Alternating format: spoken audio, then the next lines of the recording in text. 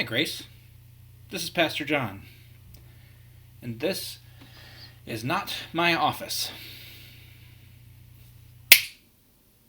Much better. Now, you may be saying to yourself, wait a second. This is not the typical fella I see on my screen this time of the week. And you'd be correct. My head is substantially larger than his. And the reason that typical fella, Jeff, is not here today is because he's on vacation, which is a wonderful gift that you give to your pastors. Because like everybody else, we need time away to rest, to reflect, to think about things, and sometimes just to sleep. So thank you for that. You may say to yourself, that's an interesting looking chair. I wonder if he was inspired by any particular fictional characters when he purchased it. And my answer would be, no. No one at all.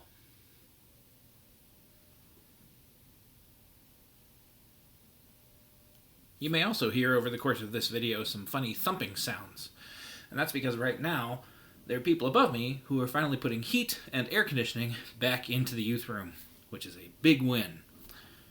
Speaking of youth group, this Saturday from 6 o'clock to 9 o'clock, we have our Humans vs. Zombies event, a night where we will be running around the church, shooting each other with Nerf guns, and simply trying to survive. On a much less undead and much more festive note,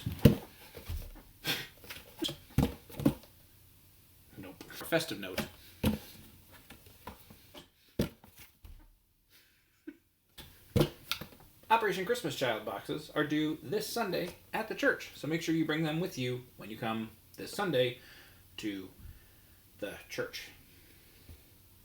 Yes. Speaking of this Sunday, if you're interested in having your baby or child dedicated, we're going to do that this Sunday during church, during the first and second service.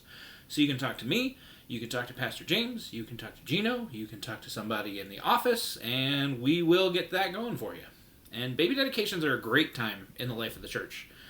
In fact, it's not simply dedicating that baby to the life of the church, it's also dedicating the church to the life of that kid, which includes the moment when that kid stops becoming adorable and becomes a youth. And sometimes that transition is difficult in the life of the church.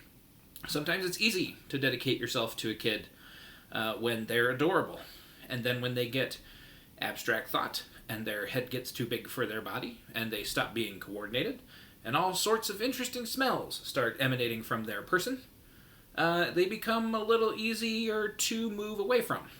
But that shouldn't be the case in the church. In fact, that time of life is not a time where you want to step away from the kids in the church, but actually move towards them. And the Bible patterns that out. The book of Proverbs is written to young men. Many of the stories of Scripture are older folks in the life of the body taking care of younger folks in the life of the body, and that includes youth. And if you think to yourself, I can't think of anyone in the Bible who is the age of a youth, that's probably because you're like me, and up until a few years ago, you have a wrong understanding of how old a lot of people in the Bible were. For example, the Apostle John probably gets called at the age of 15. Joseph, when he goes through the entire tawdry affair with Potiphar's wife and all those sorts of things, how old is he when that's happening? He's 17 while that's happening.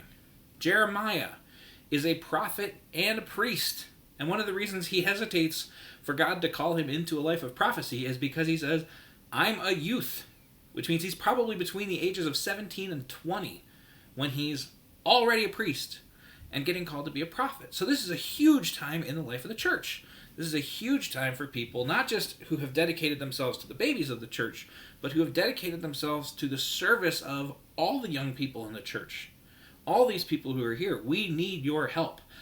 And I individually, and the rest of the youth leaders, need your help. Okay? And some people say, how many more youth leaders do you need? Well, we have an incredible crew.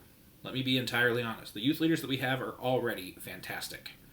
If you don't know who they are, you've got Matt and Heidi Cunningham. You've got Chris Greenwich, you've got Jill Stolte, you've got Luke Downey, you've got Jackie Buchanan, you've got Mike Lutz, you've got me, and now you have Andrew Schaefer, who has also come on to help out on Sunday mornings with our Sunday school class.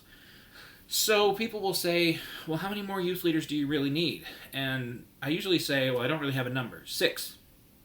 6. We need 6 more youth leaders. That is how many more youth leaders we need right now. You could also say to yourself, I don't want to be a youth leader. I'm not qualified. What exactly do you mean by that? Well, I'm older. So what?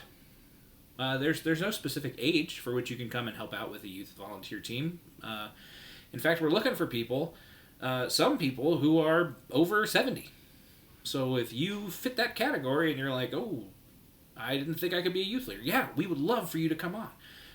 If you're younger and high energy, we'll take you. If you're somewhere in the middle of those two ends of the spectrum, we will take you. Just come and talk to me. Come and talk to any of the youth leaders in the church, these volunteers who do a tremendous job, and we'll help you out. Because the statistics actually say that the more adults that these youth get in contact with and have trusted relationships with before they graduate, the better the likelihood that they will stay in the life of a local church after they graduate from high school. And that's what we want. We want these students, yes, to have fun, and to grow in their faith, but also to be and become mature disciples. That's what it's all about. So, if you're interested, come and talk to me. Come and talk to a leader, because our kids are important. Some of the people who are already investing in the lives of these kids are Awana workers. And you'll also notice, if you walk into the hallway near the offices, Pastor James has put up posters with names and faces of everyone who is currently serving and helping our Awana kids and the Awana program. And that takes a ton of work. So if you are an Awana kid, or if you are someone who has seen these Awana workers and the incredible job that they do, I would encourage you this Sunday to drop your Operation Christmas Child box off and then head down that hallway and write a simple note of encouragement to our Awana workers. I know Pastor James loves and values those people, and we should too. We should be behind them, encouraging them, because they are doing great work in the lives of our little kids. I think that's all the announcements that I have for today, and I'm trying to remember, how does Jeff usually wrap this thing? God is God, Jeff is Jeff, and I am neither. Have a good Thursday.